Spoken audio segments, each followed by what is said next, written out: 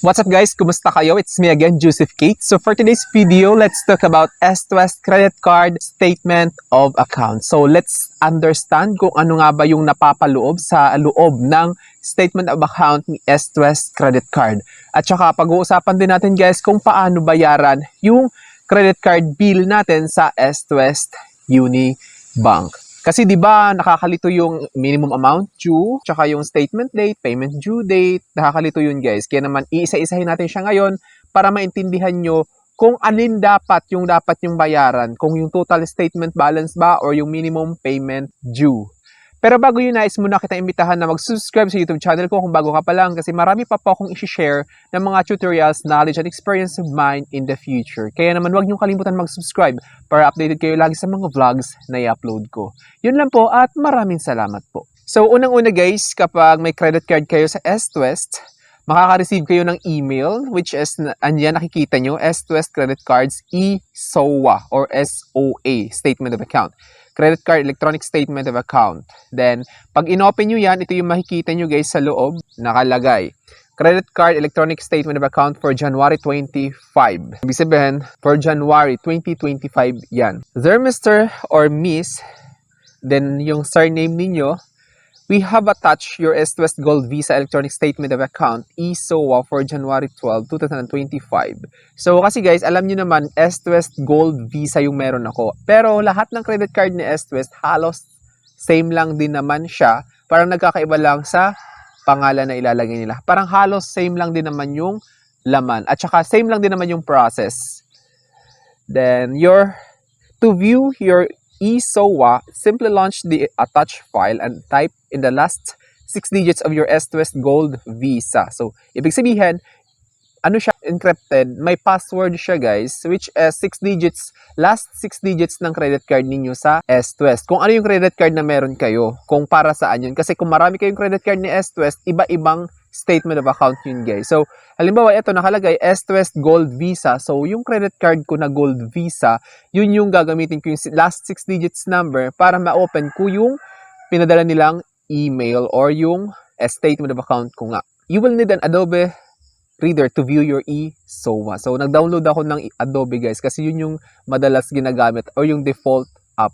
Then, nakalagay dito, for your quick reference, below is your credit card account summary. So, nakalagay dito yung summary guys, payment due date, 2/5/2025. So, pag sinabing due date guys, yun na yung kailangan yung bayaran before that date kasi magkakaroon kayo ng penalty at interest if ever na hindi nyo binayaran yung bill ninyo within that month. So, hanggang January 5 yung binigay nila. Beyond that, hindi ako nakapagbayad, may penalties at saka may interest at saka may other hidden charges yon kapag hindi ko nabayaran. Pero kung nabayaran ko, no problem. Minimum payment due. So, ibig sabihin yung minimum payment due, guys, is 312.97. So, pag binayaran ko to, 312.97, yung maiiwasan ko lang, guys, is yung penalty. Pero, hindi ako makakaligtas sa interest rate per month na sinasabi. Interest charges. Mamaya pag-uusapan natin yun. Kasi, magtataka kayo bakit may interest dahil hindi nyo nabayaran ng buo yung total statement balance ng account ninyo. Kasi nakalagay, total statement balance, ayan, 8,942.10.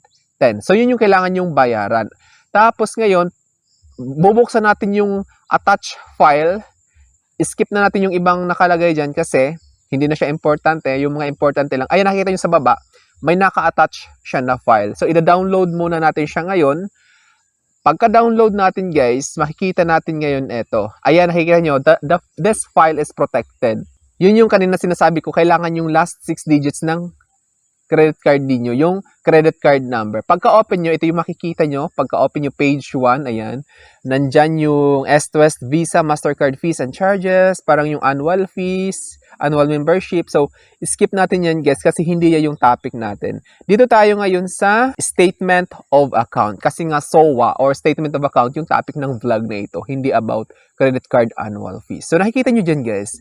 Joseph, yung full name ko, your credit card account summary. So, statement date, kung kailan na-generate yung statement of account niyo or yung SOA, January 12, 2025 siya na-generate. Payment due date is February 5, 2025. So, yun yung sinabi kong payment due date, kailangan yung bayaran yung outstanding balance or minimum amount due. Kung hindi nyo kayang bayaran yung total statement balance para hindi kayo magka-penalty. Pero pag binayaran nyo yung minimum amount due lang, may interest pa rin yung next billing cycle. So, nandito nakalagay, klaro tayo dun guys ha. So, nandito nakalagay sa baba, previous balance plus purchases debits. So, itong previous balance guys, nakikita nyo, yun yung kung magkano yung bill ko nung nakaraang buwan. Tapos, plus purchases debits, 44,190.55. So, kung magkano yung na-spend ko doon sa credit card na yun, sa S2S Visa Gold ko, 44,190. Cash advances, 0 kasi never ako nag-avail ng cash advance. So, ano nga ba yung cash advance, guys?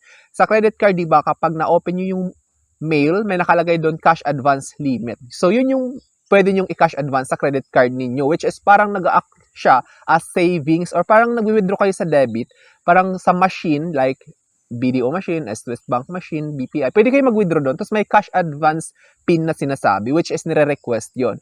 Pero I don't recommend yun na mag-cash advance kayo kasi in every transactions, may additional fee siya at mataas yon at isa yon sa magpapalubog sa utang ninyo. Kaya wag nyong masyadong inaano yung cash advance, guys, kasi malulubog kayo doon. Then, nakalagay installment. Kasi may installment ako, guys. Kung hahanapin nyo kung ano yung installment na yon, may installment vlog ako, guys, sa Power Max Center. Naka-vlog na rin yon. Hanapin nyo sa channel ko. Visit nyo yung channel ko, yung YouTube page ko, para hanapin nyo yung credit card installment ko na vlog. Then, fees and charges, 0 kasi wala naman akong penalties. Never naman ako nagka-penalties, kaya 0 yan. Pero kapag nagka-penalties kayo or nagka-interest charges, may magkakaroon yan. 0 sa akin kasi wala. Less, then payments. Then 4,183. Yun yung binayad ko nung nakaraan. Kasi sinasabi ko sa inyo guys, halimbawa yung bill ninyo is 4,182.05. Ayan, nakikita nyo yung previous balance ko yan. Pero yung binayad ko ngayon, nakikita nyo sa payments is 4,183 to make sure na fully paid yung outstanding balance ko. Mas okay na mag-negative yung outstanding balance ninyo guys para sure na fully paid talaga yung credit card ninyo. Then, credits, nakalagay 36,780.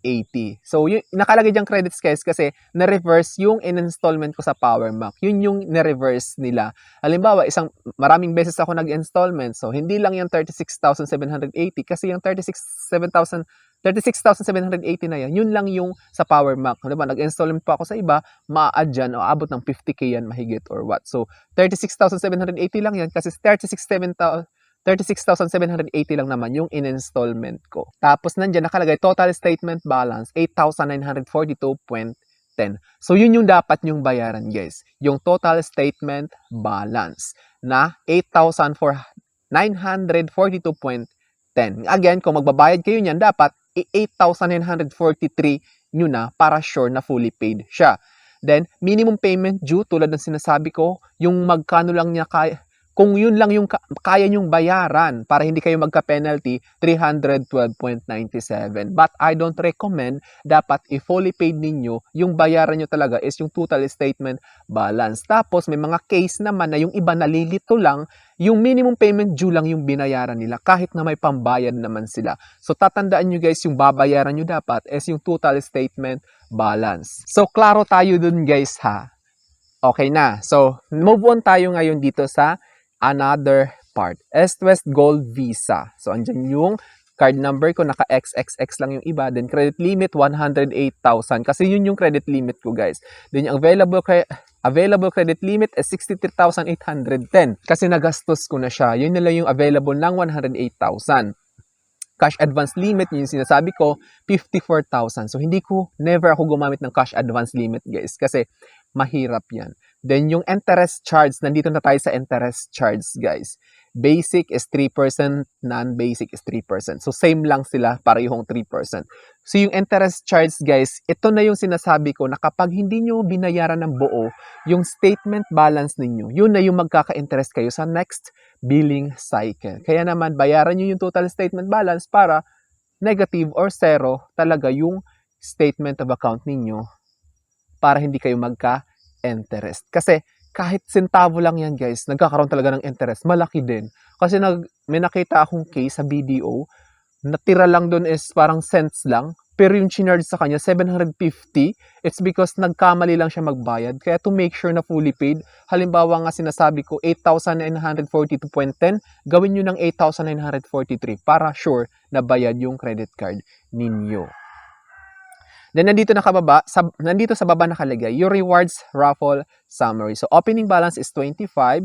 Yun yung points ko nung nakaraang buwan. Points earned 449.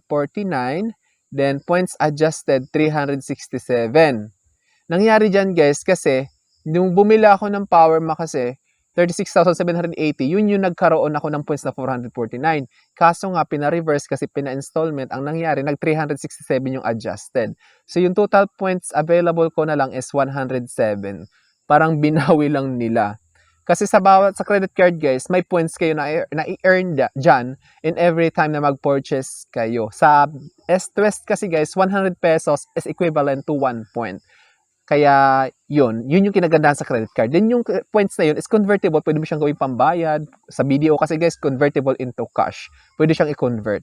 So, yun yung sinasabi. Yun yung advantage naman ng credit cards kasi nag-earn talaga siya ng points. Sa S2S, yun yung 1 point for 100 pesos spend. Then, ngayon, dapo naman tayo ngayon, guys, dito sa transactions natin. Skip na natin yung ibang dyan nakasulat kasi hindi naman siya importante.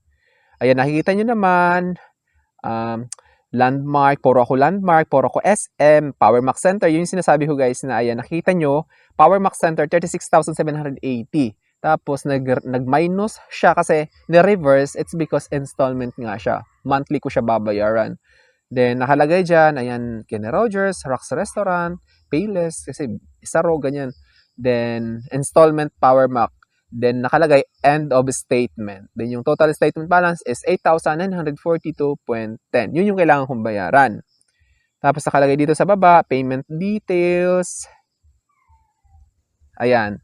Sa baba naman, may nakalagay payment details. So, card holder name, yun yung pangalan ko, yung credit card number, tapos yung total statement balance, yung minimum amount, yun lang yung kailangan kaya kong bayaran. So, yan. Ito na yung kung paano nyo bayaran yung credit card ninyo sa S2S. So, kung paano nga babayaran yung credit card natin sa S2S, credit card bill natin sa S2S. So, unang-una guys, marami naman.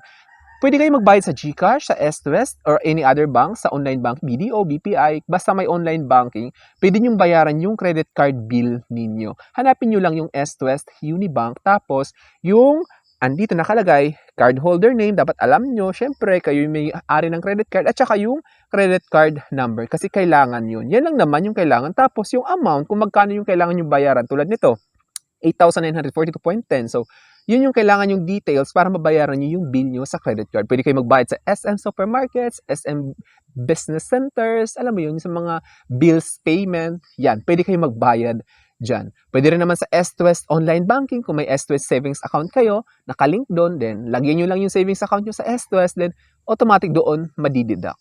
Maraming mode of payments naman. Kaso nga lang sa ibang channels, GCash, BPI, BDO, may bayad na additional. Parang 10 piso lang naman siya. Depende siya, guys. Ganun lang kabilis. Hanapin nyo lang yung S2S Bank or S2S Unibank. So, I think that's all for now, guys. Thank you so much for watching. So, sana na-clear ko sa inyo kung ano yung kaibahan ng minimum payment due, total statement balance, at saka yung previous balance, statement date, payment due date. So, sana na-clear ko yun sa inyo. Don't forget to subscribe. Bye-bye!